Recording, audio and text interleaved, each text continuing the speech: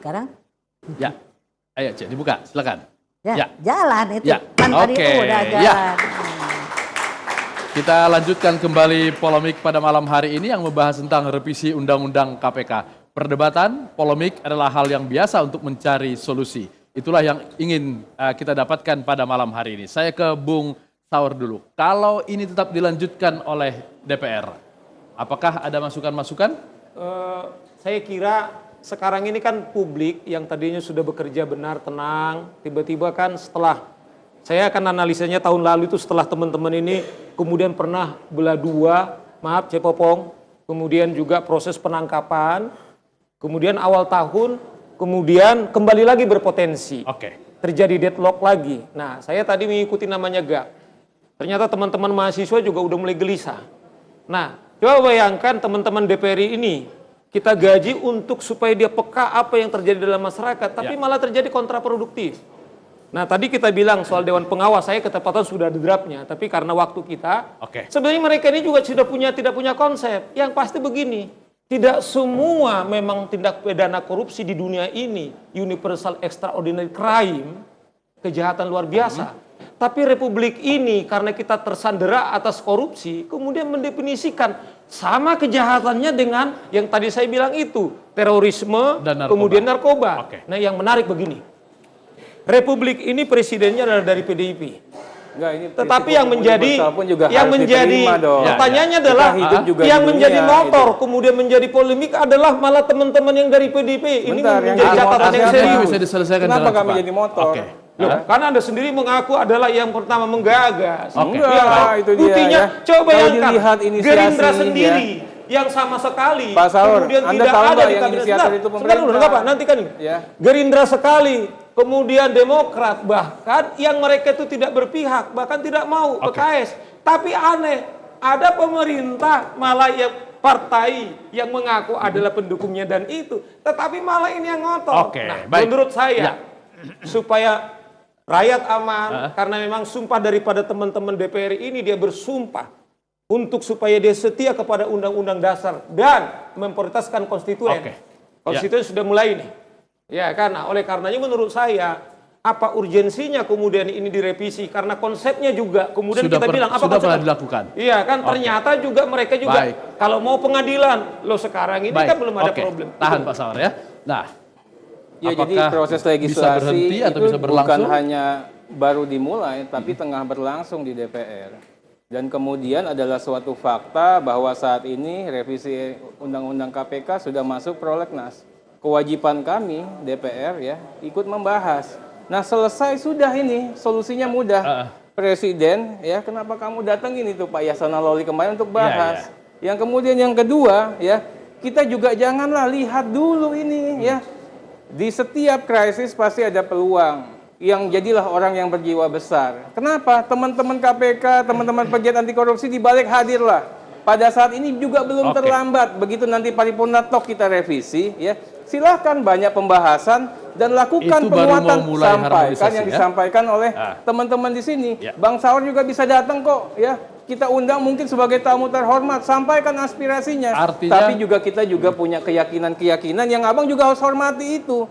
Kenapa? Kita juga gali ini fakta. Kita juga serap aspirasi, Pak. Katanya abang tadi kita wakil rakyat, betul. Ya. Di sini saja sudah ada fakta yang berbeda, ada yang pro dan ada yang kontra. Tapi kalau boleh jangan disikapi dengan penyikapan pro dan kontra. Duduk sama-sama dalam bingkai NKRI dengan semangat apa? Bagaimana kita berantas ini koruptor ini semuanya itu. Baik. Bapak penasehat. Ya, jadi begini, seperti saya katakan pada pertama tadi bahwa momentumnya tidak pas. Selesaikan saja KUHP, selesaikan KUHAP. Kemudian pemimpin baru sekarang KPK itu sudah menyesuaikan diri, sudah menguas masalah, breakdown teman-teman karena kasus Abraham Samad, kasus Bambang Yudhoyono, kasus Novel itu sudah reda, baru kemudian. Sebab apa? Urgensinya itu belum sekarang itu karena misalnya penyadapan, boleh cek di Indonesia ini, lembaga negara mana yang pernah diaudit penyadapannya. KPK diaudit penyadapannya. Kemudian Dewan Pengawas, penasehat KPK itu diseleksi oleh tim seleksi pansel yang orang dalam cuma 1 orang atau 2 orang, orang luar 3 orang. Ya. Jadi kalau misalnya dikuatkan ini penasehat dengan fungsi-fungsi yang dikatakan tadi itu lebih bagus, efisien, efektif, tidak perlu membengkakkan struktur dan struktur.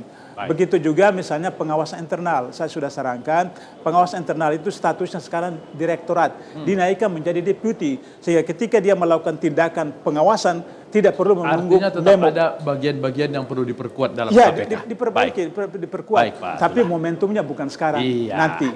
1 menit, Bung. Lakukan perubahan. Termasuk pasal 6 ayat 3 yang bilang KPK punya kewenangan untuk mengawasi penyelenggaraan kekuasaan pemerintahan. Salah. Itu pasal. Dari segi tata negara salah. Oke. Jadi lakukan perubahan. Kemudian tidak usah takut, tunggu ke KUHAP dan segala macam karena karakter khusus itu akan selalu ada sehingga secara hukum selalu saja bisa dibikin aturan yang bersifat khusus. Sehingga kalaupun KUHAP ini selesai dan dia mengatur macam-macam, karena kita ingin ada yang khusus maka kita bisa tambahkan situ sehingga lakukan saja. Nanti Kalau ada polemik nggak apa-apa. Nanti kalau diundang DPR untuk memberi masukan, Datang bersedia. ya, datang. Oke, baik. Ya, coba Bang, Sudah habis? kita sampai di ujung acara. Tidak kerasa ya. Iya. Baik ya. KPK ini dibentuk, Tif, dalam keadaan darurat. Tadi disebut extraordinary, betul kan? Ya. Dalam keadaan darurat. Bahwa bentuknya mau kayak apa, mau bundar kayak, mau manjang kayak, mau apa, rakyat mah tidak peduli. Ya. Yang penting ya kan, keadaan darurat ini harus cepat diatasi. Malah cepopong mah kalau bisa, kalau memang sudah nanti tidak ada koruptor 1 orang pun, kan KPK teh meren otomatis perlu ada. bubar. Iya. Tapi karena sekarang koruptornya itu masih banyak, Iya. alat ini masih diperlukan. Yang penting rakyat mah tidak banyak keinginan, ya kan? Apa itu? Alat ini harus baik dan digunakan sebagaimana mestinya sampai koruptor teh habis. Mangga dengan ucapan alhamdulillahirobbilalamin. Cepopong tutup sidang ini. Mudah-mudahan besok sudah tidak ada yang korupsi. Iya.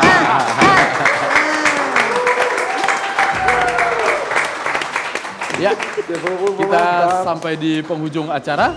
Mudah-mudahan apa yang kita bahas pada malam hari ini tujuannya adalah satu, untuk menguatkan KPK, untuk memberantas korupsi, supaya kesejahteraan Indonesia tercapai. Untuk Indonesia yang lebih baik, Latif Siregar, pamit.